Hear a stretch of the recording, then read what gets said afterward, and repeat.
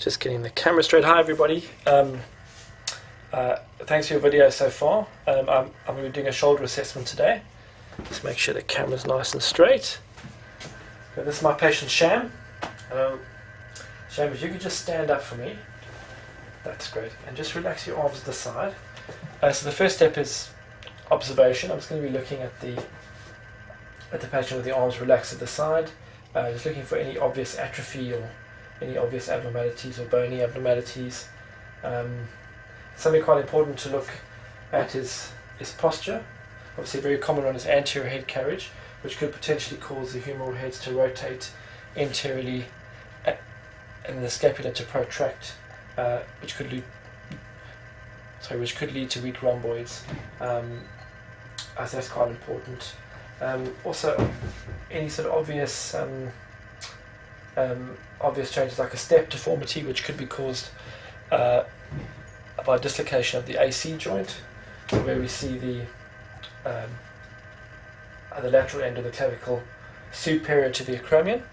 Or we can also look for a sulcus sign, which is a dip, and that's lateral to the acromion.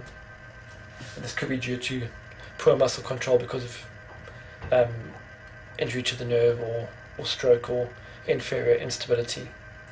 So that all looks okay. Great, thanks Shane. Can you turn and face that side for me?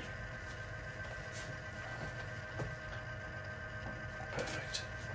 Okay, so we'll do the posterior observation now.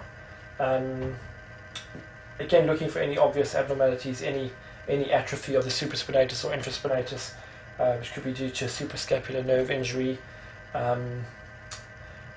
So according to Kibler, there are 4 types of scapular dyskinesia.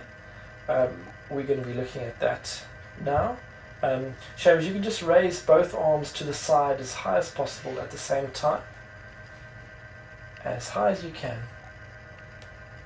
That's great, and come back down again. Good, so the scapular movement looks good there.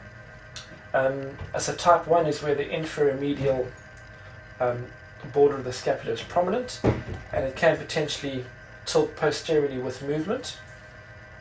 This could be due to injury to the long thoracic nerve or a serratus anterior weakness, or weakness of the lats, or weakness of the lower trap. Excuse me. Type 2 is where the what they call classic winging, where the medial border is prominent, and with movement that actually moves off the chest wall. And again, this is possibly due to a classic injury of the long thoracic nerve, or the weakness of the serratus anterior, or the upper, middle, or lower traps, or also the rhomboids. Type 3 is where the scapula is elevated, like that, and it could be due to overactivity of the trapezius and the levator scapulae muscles.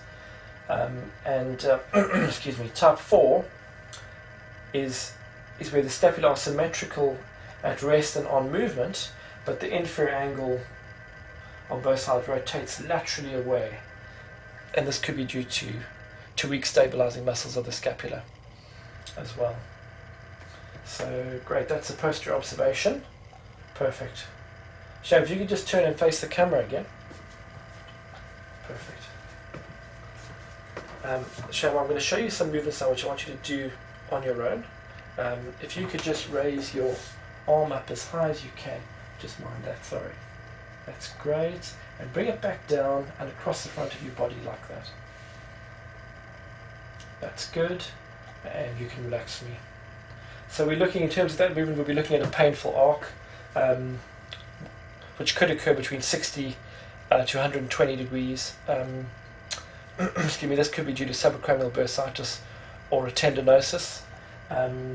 Also, the patient could potentially hike the shoulder using the traps in the levator scapulae, or actually use the scapular plane, which is where there's the least amount of capsular restriction.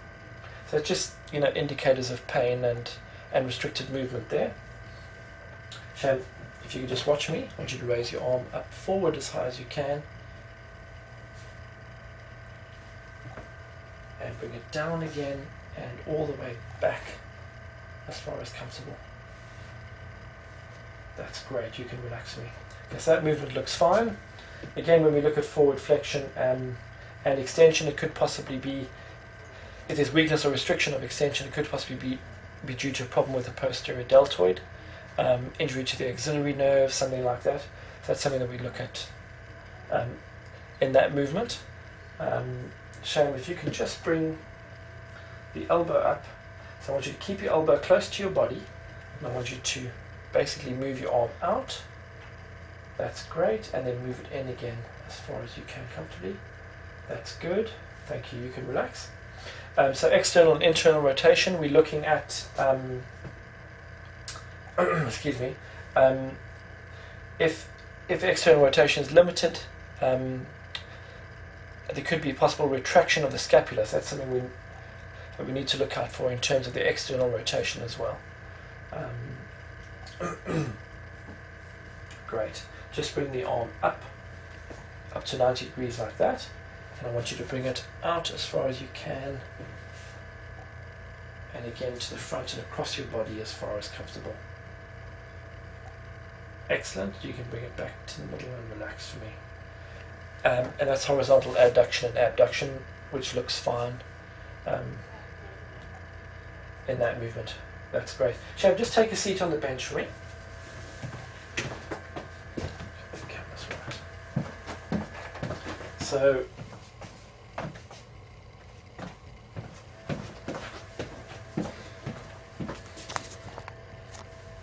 okay. So the next step is palpation. So, sorry, my hands are a bit cold. So it's going to palpate all the structures from the SC joint here. I'm just looking for any obvious bony abnormality or any obvious tenderness. Is that okay? Any pain there? No. Let's get around to the acromioclavicular joint.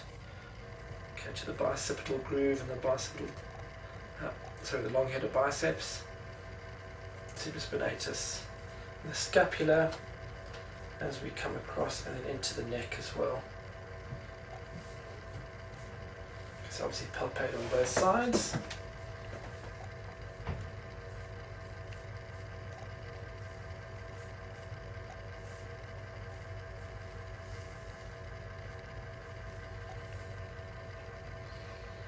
Just check range of motion in the neck as well. Just passively feeling for any particular blocks there. And that feels good. So it's going to do, the next step is resistant isometric movements. So I'm just going to ask Sharon just to bring the arm up close to the body again and just make a fist for me, Sharon. I want you to push your fist forward against my hand. Great, that's nice and strong. And push your elbow back against my hand. That's nice and strong. Push your elbow out against my hand. That's good. And in against my hand. Excellent. And now you're going to do this movement and I'll resist you, so just push your fist out against my hand. That's great. And in, just keep your elbow close to your body again. And in. That's excellent. And just going to push up for me. And down. That's good. Good. So everything's nice and strong. They obviously do that on the other side as well in terms of the resisted isometric movements. So I'm going to move into the passive movement. If we pick anything up in the active range of motion, any problems there, then we move on to just checking the capsule and any obvious crepitus or problems in terms of passive movement. So I'm just going to passively abduct. Just want you to relax as much as you can. I'll do all the movement for you. So just passively abduct and adduct. Internally rotate. Externally rotate. Just let me know if there's any pain there.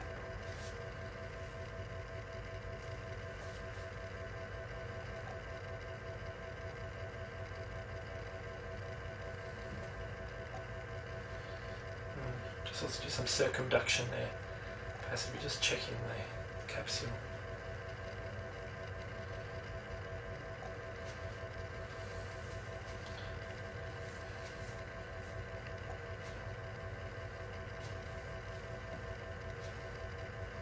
That's great. Okay, so as that's all the movements done, we're going to move on to special tests. So we're looking at instability.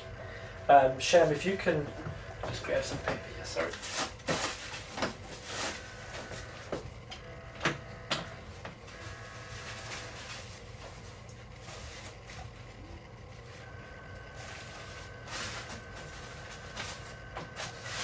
You can just lie onto your back for me. Just going to move the camera down slightly so we can see what's going on in terms of the movement there. Thanks, Sham. So we're going to abduct the arm to 90 degrees and externally rotate, and we're looking at that movement there. Then we're going to apply slight anterior pressure. Okay, and we'll see pain or apprehension, which will be a positive test. The patient may also say that it feels like it does when it's about to dislocate. So we need to apply this very gently, this anterior pressure. Sham, is that okay? Yeah. Alright. So that's the first part of the test. Then we can actually apply a slight posterior pressure, and that pain or apprehension will go away. And also we could potentially get more external rotation there. And is that okay, Sham? Okay, thanks. Great stuff. Okay, so there's no anterior instability there. Great, you can take a seat up for me again, just as you would.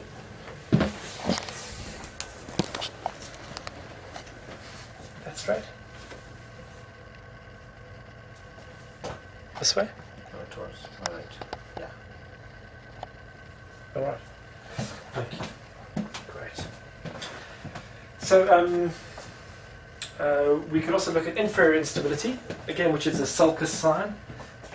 We could bring this out by just tractioning the arm caudally, just by holding onto the forearm and tractioning the arm down and looking for that sulcus deformity there, which is a dip just lateral to the acromion and the glenohumeral joint. Again, that could be due to inferior instability or glenohumeral laxity. Do the same on the other side. So just traction the forearm down, and there's no sulcus sign there. That's good. Okay.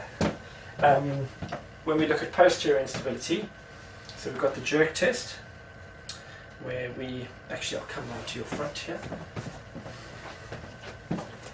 Where we enter, so we take it to the scapular plane, we internally rotate the arm like that, then we apply a posterior directed axial pressure, like that, and then we just horizontally adduct, and there's a clunk or a jerk as the humeral head moves off the labrum, and obviously pain as well. So that's a positive test for posterior instability. And then as we come back, there can perhaps be another clunk or jerk when the dislocation reduces. So that's testing for posterior instability. So that's it for instability. We could look at the near impingement test. So we're in the scapular plane. We internally rotate the arm, and we forcefully flex the arm up like that. Okay, is that okay? Any pain? No pain, thank you. Okay. It just jams the greater trochanter up against the acromion, and it will, cause that impingement. Could possibly indicate overuse of the supraspinatus tendon or muscle or the long head of the biceps. So that's looking for impingement, which is the near test. Excuse me. We could move on to look at labral tears or any labral abnormalities. Sham, if you could just flex the arm forward for me, like that. Okay, and I just want you to internally rotate the arm. In other words, put your thumb down. Okay, now I want you to resist me, but I'm going to push you down, but just resist me. Okay, any pain there?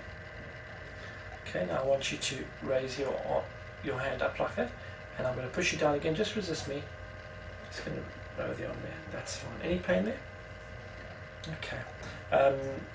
So the first part of the test is the internal rotation. If there's pain there, which then reduces with the second part of the test, the external rotation, it could be indicative of a labral tear or a labral abnormality. That's great.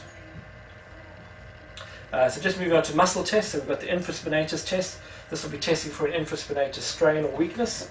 So Sham, just bring the elbow again into the 90-90 position like that. I'm just going to move your arm in slightly there, and I want you to push your hand out against my hand.